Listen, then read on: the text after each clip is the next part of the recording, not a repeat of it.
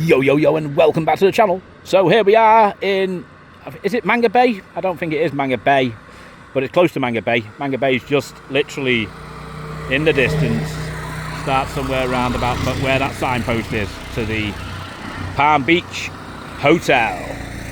So this land here, I fought for this land with many different people, like with this neighbour next door. I fought with them, with them, with the Sarama, the local sugarcane company, trying to claim it. I think even the President Republic wanted to try and take it as well, like, and I was like, nah, not happening. You're not taking me land. You know, this is me castle. This an Englishman's land. This is a castle, and that's how it is.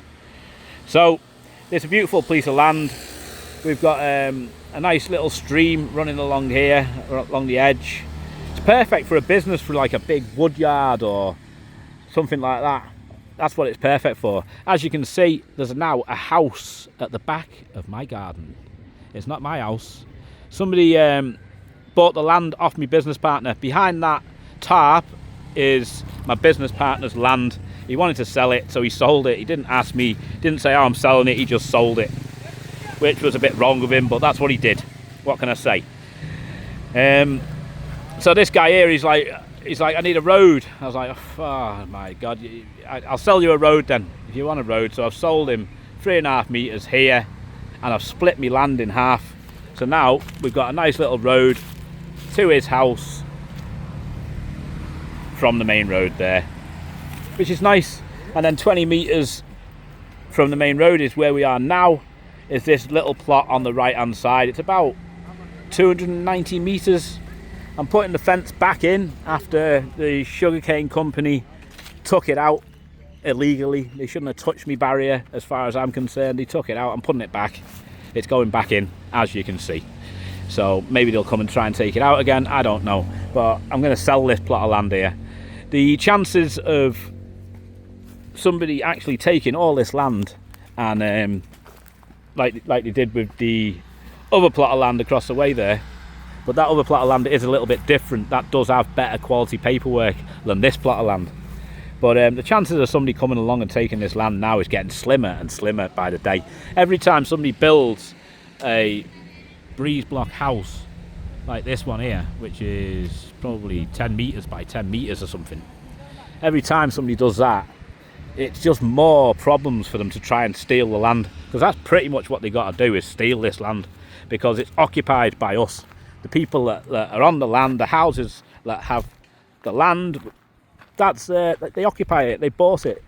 Even Sarama, the sugarcane company, has give it to them in the past, and then they've sold it on. This is the next door neighbour's plot here. I asked them if they wanted a road. I said, I'm going to sell a road to this guy here. Do you want to come in on this road? So they can come down the road here, come down and come directly into their land, just here. They were like, we haven't really got the money to do it at the moment, so maybe later. I was like, oh, all right then. But I'm sure they have got the money. They just didn't want to spend it on a road. They'd rather end up landlocked, because this plot is landlocked now. There's no road for this plot, unless they pay to use this road. And I've sold the rights to this road to him. I've said to him, if they want a road in the future, you can get some money out of it. So he's happy with that, and I'm happy. But this little plot here, I'll probably sell it for about 9.5 million, which is just less than €2,000. Not bad, like, for just under 300 metre, this close to the main road. There's actually a mains water pipe 15 metres away from this plot towards the main road. There's a mains water pipe, but I think it's 5 metres from the main road, the water pipe. So it's good, just needs electric, and pretty soon this will have electric, because they're building a hospital across the road there, where you see the big fence there. That's 7 hectares of land there, worth over $1 million easy. And it's owned by the boss of the Palm Beach Hotel, who's best friends with the most powerful people in Madagascar. So he's chucked everybody off that land. He's got the full paperwork for it. And now they're building a hospital, probably a government hospital, which is probably 3 times overpriced, funded by overseas money, and they're just going to pocket a nice fat wedge in euros direct into a Dubai bank account. So nice for them, nice bit of business. But yeah, I don't need this little shitty plot on this side here for 300 metres, so I'm selling it. Get the 9 million, I'll put it into my building site, because God knows I need money at the moment. My outgoings are just getting out of control. So I need money. I need money as much as I can get. I need to sell land. I need to go down to Tuliar, sell some land in Tuliar, get rid of that. Maybe I can get 30,000 euros for some land in Tuliar that I've got, which would be nice.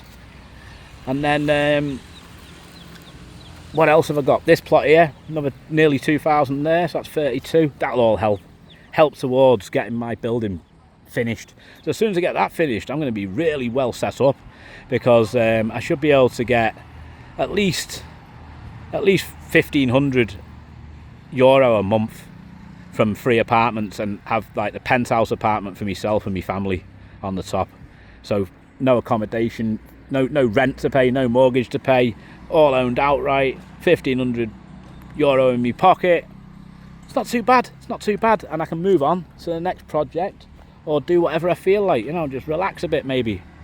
Talking about relaxing, I think I'm going to go to Sambava.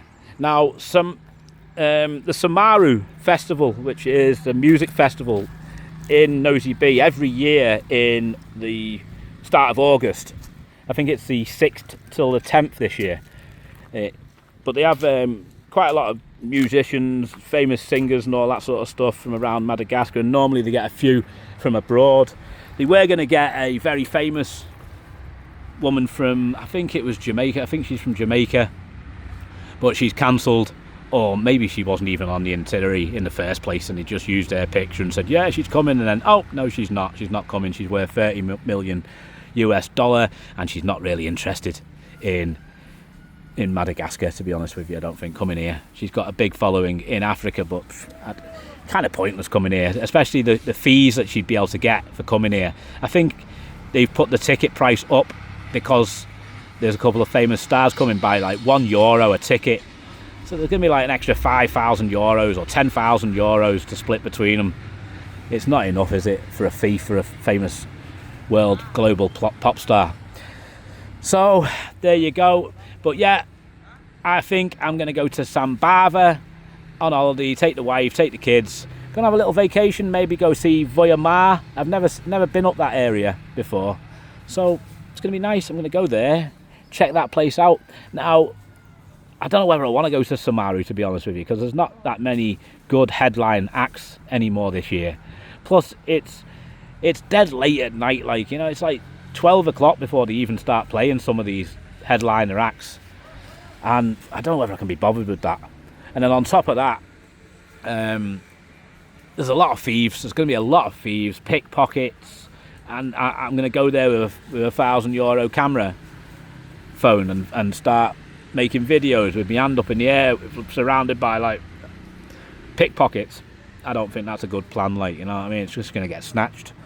So I don't think I'm going to go to Samaru. I think I'm going to tell my staff, right, that's it, I'm closing it down for a week, go home, there's no wages, I'm sorry, but I've tried that before. I've given about a month and a half ago, 2 months ago, I let them work on their own for a week.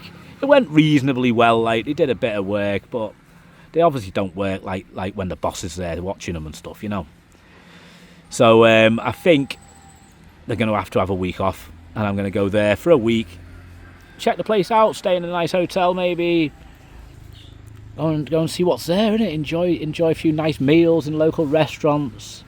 I'm going to get a taxi bus there, but I should really go. The price for the boat now from the mainland in Ankeith to Nosy Be, to the port in Nosy Be in Hellville, they've like doubled the price of the boat. It's like 30,000 a ticket if you just turn up there like some random foreigner with your little rucksack and your camera around your neck.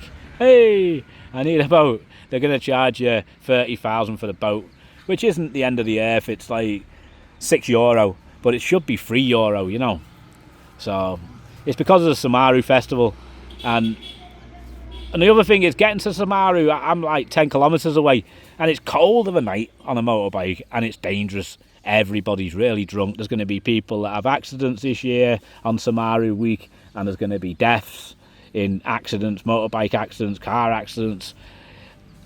That's the other thing. I think I should park my motorbikes up as well for the week and not rent them out for Samaru, because they're going to end up in an accident on Samaru, I bet. So the likelihood is at least one, and I don't need that. So I think I might park my motorbikes up and my mopeds up. I've got 8 motorbikes and scooters now that I rent out. I just give them to a couple of guys that rent motorbikes out, and then they deal with them. Obviously they put their motorbikes out to rent before mine, but I've got no fees, no staff, no nothing. I just literally take the motorbike, say there's a €1,000 motorbike, bring me I don't know, €200 a month, €150 a month, and I'm happy, and I get my money back in 7 or 8 months or something like that with repairs and that. It's good income. So that is what I'm thinking of doing over Samaru, just parking my bikes. But I've got like maybe, I think 4 of them are rented out at the moment, and I drive 1, so there's about 3 sitting around not rented. But easy money, and it helps, definitely helps, bit of income, so I'm happy with that.